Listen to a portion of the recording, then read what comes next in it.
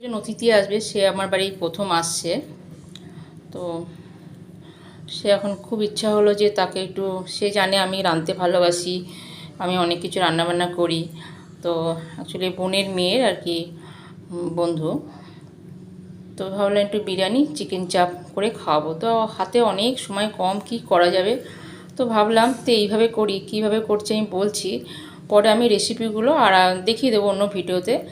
আমি প্রথমে চিকেন চাপ করে নিয়েছিলাম। চিকেন চাপটা কষানোর থেকে আমি একটু তন্দুরি চিকেন করবো বলে কষানোর থেকে তুলে রেখেছি। এবার এই চিকেন চাপের থেকে এবার বিরিয়ানি ভাতটা করে আলুটা সেদ্ধ করে নিয়েছিলাম, সেদ্ধ করে ভেজে নিয়েছি।